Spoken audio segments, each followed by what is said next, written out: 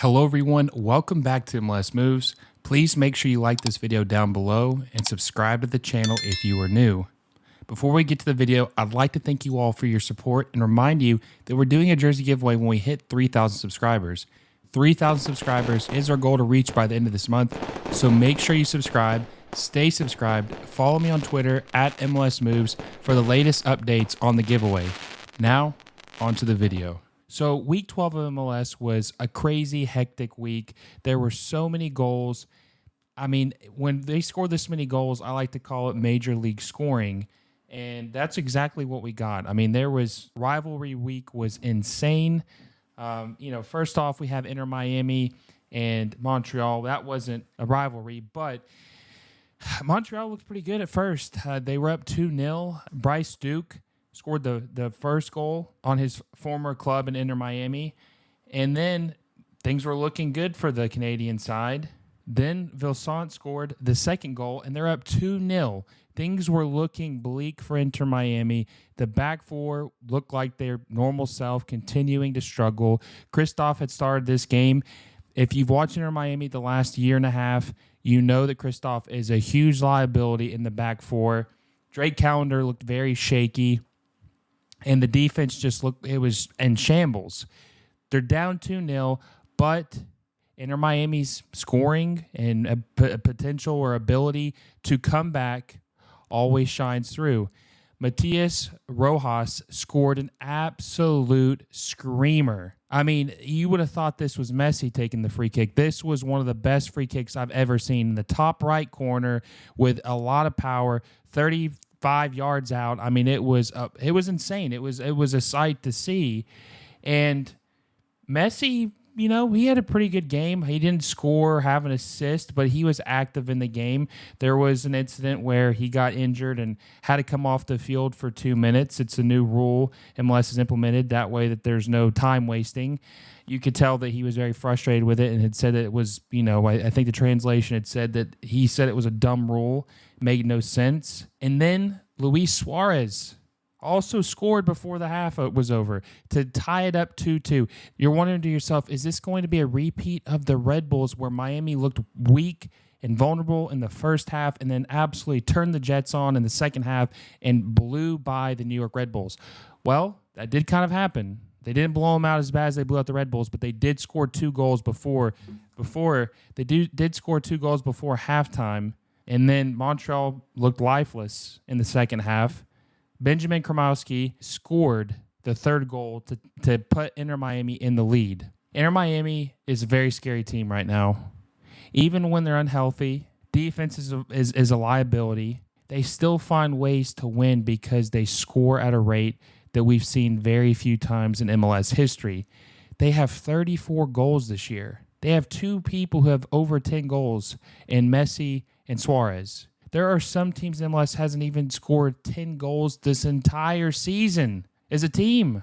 So it's scary to think that they could possibly beat LAFC and the LA Galaxy's record of 85 goals in a regular season. They're fun to watch. I mean, I don't know if there's anybody who watches MLS that hasn't watched Inter Miami, but they are a joy to watch. They're very fun. Even when they're down, they're never truly out of the game, and it was quite the spectacle. And then now moving on to Atlanta United. Atlanta United's got a lot of problems. Gonzalo Pineda has been a very, very mediocre manager for Atlanta United, and I honestly thought it was hard to get worse than Frank de Boer. Frank de Boer was also a very mediocre manager, even though people like to point out he won Campeones Cup against Club America in 2019. That's a very meaningless trophy. It means nothing in my opinion. They don't even have that anymore, or if they do, most people don't even care about it. It's the champion of Liga MX versus the champion of MLS. It's meaningless to me. He underperformed in the regular season, and that's exactly what Gonzalo Pineda is doing right now, underperforming. Atlanta United came into this league with a bang. In 2017 and 2018, Tata Martino, Miguel Almiron, Joseph Martinez, Yamil Assad, they were fun. They were a fun team to watch, and this is not even remotely close to the same team we were watching 4, 5, 6 years ago. And the sad part is that they have talent. Giakoumakis has proven he can score in Major League Soccer. He had 19 goals last year. Thiago Almada has proven that he is an MVP caliber player in Major League Soccer who looks like he'll be going to Europe, or he should have been there already. He had the talent, the desire, the interest to make the move to Europe already, but Atlanta decided to hold on to him. This team is severely underperforming.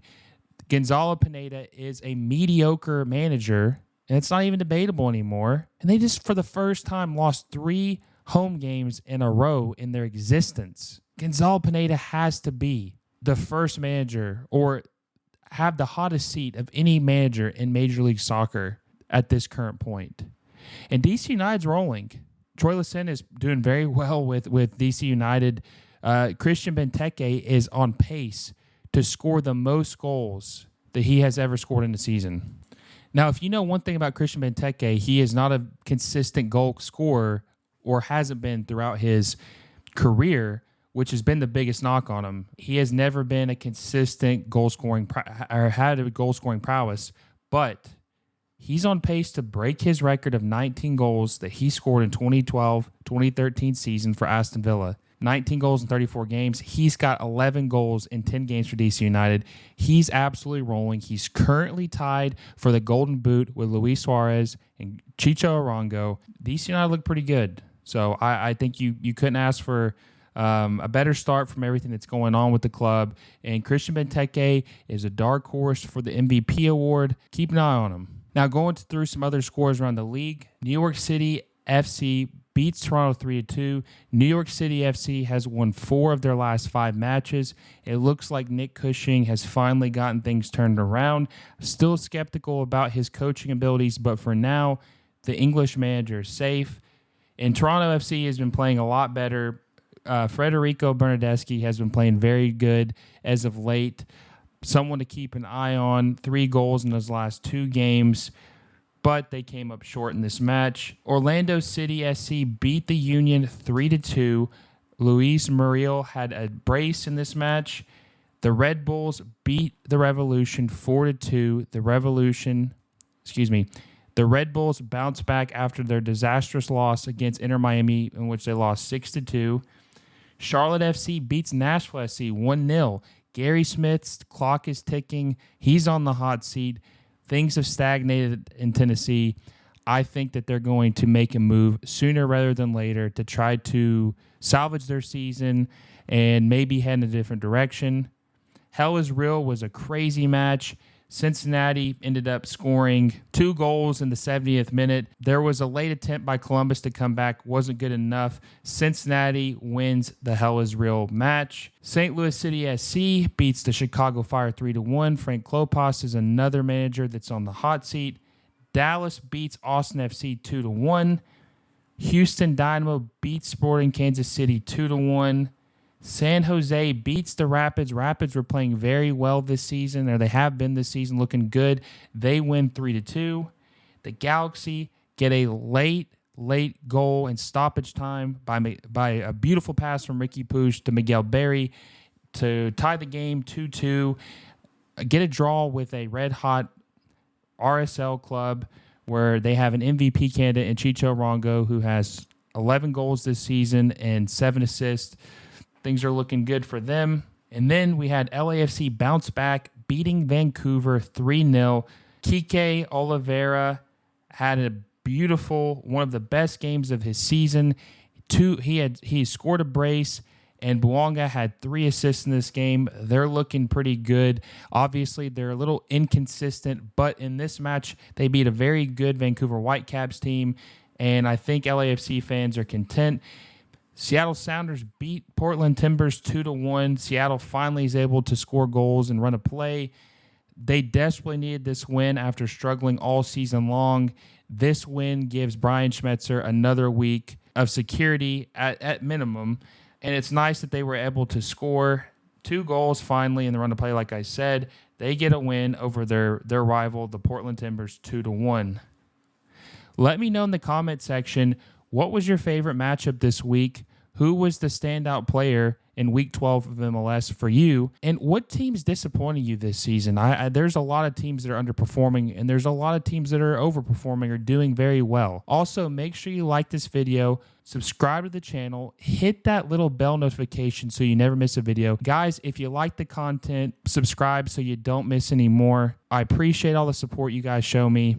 It's been an honor. It's been fun, and it's just great making content that you all enjoy. So I really appreciate that. And until next time, I will see you all soon.